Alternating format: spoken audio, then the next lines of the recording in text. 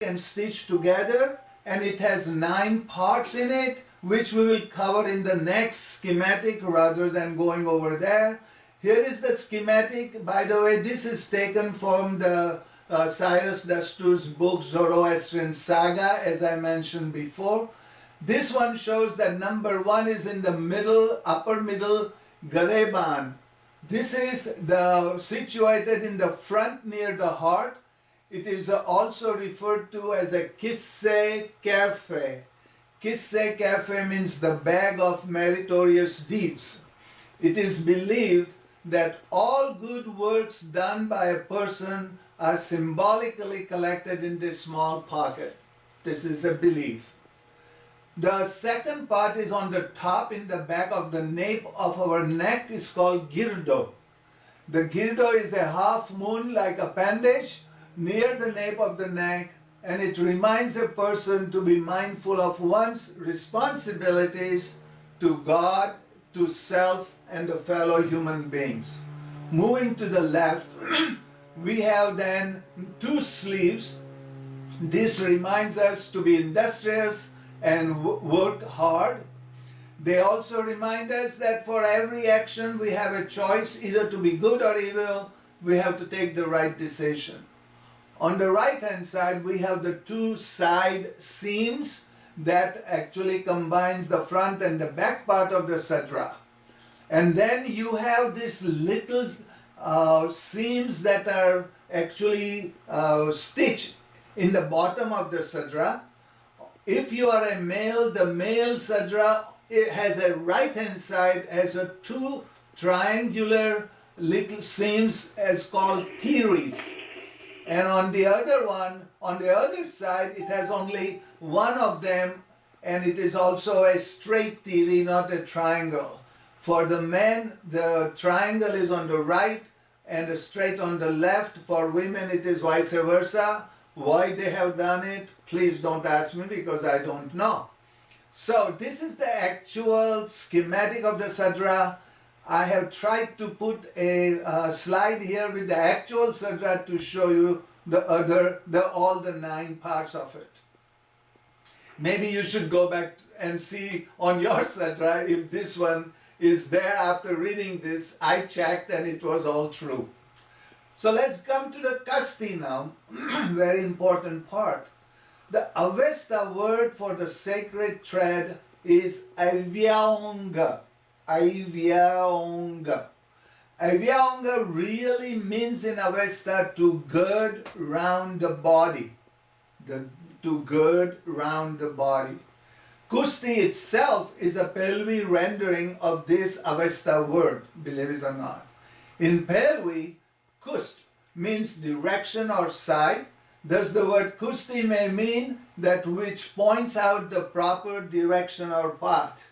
So if you compare Sudreh and Kusti, Sudreh says it indicates the advantageous path, and the Kusti indicates the proper direction to proceed on that path. A very interesting way of looking at it. So some people also mention Kusti as kosht, also like a limit or boundary. And so Kusti may mean that which keeps us or reminds us to keep ourselves within proper limits or bounds. Whatever derivation we take, the Kusti symbolizes and indicates a direction in the path of righteousness. Now, Arnava Setna, who is a religious teacher and a very good one from Houston, always wanted to know how a Kusti is made and how am I going to show this to my class, because every time she does talk about Kusti, that is the first thing they ask. How is it made? Why we are doing this? And so on. So one day she was complaining in front of other people in the Fezana AGM in Los Angeles. I happened to be there. I think Dolly Dastur was there too. And I volunteered for doing and making it using my nephew again, Ervad Cyrus Dastur, for our films. And we really created a wonderful video. And those people are interested in it, please let me know and I'll see how I can provide this video. It is about 21 minutes long. Okay, so then I'm giving the right information here on the next slide, which is 21, and to show you that if you need help again, I can provide you that. I want you to all know that Faizana sponsored this video and Faizana paid for this film also. So we want to thank Faizana for this wonderful Kusti making video. I'm going to cover very quickly some of the steps of Kusti. The Kusti starts with a lamb's wool, and you can see this lamb's photograph.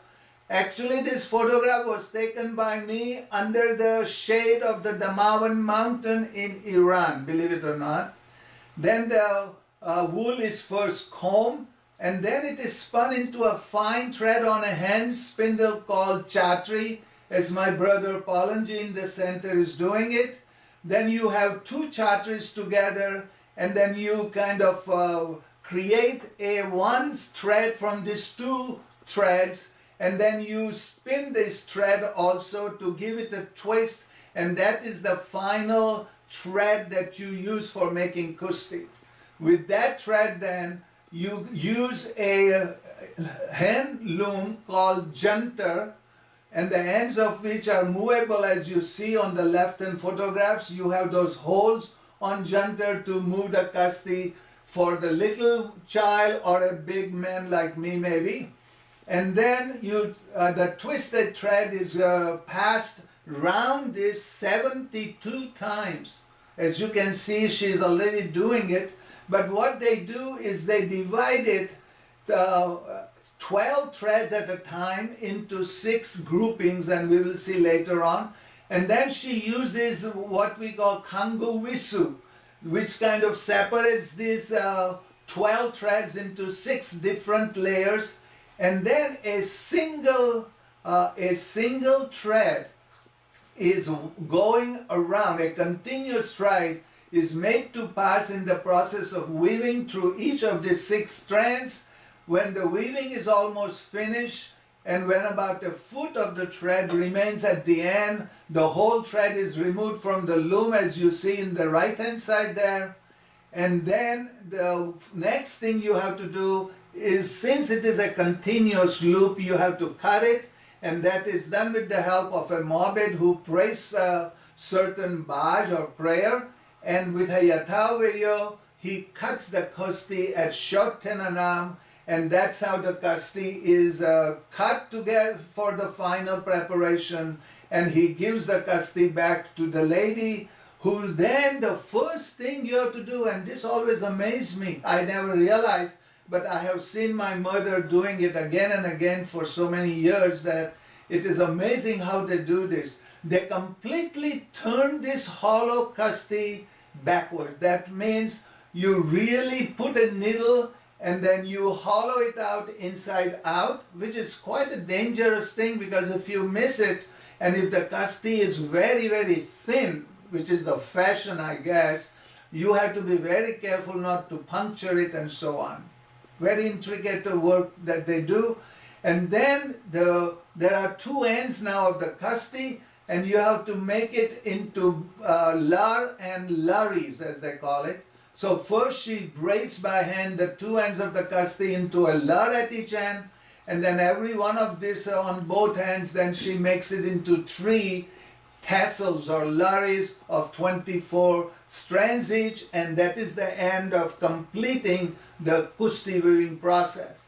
But the final thing is now to wash the Kusti in soap and water, and then you bleach it with embers and sulfur, and under the earthenware pot, and then after it is done and bleached, you wash it again in just water, and then you wound it around what we call a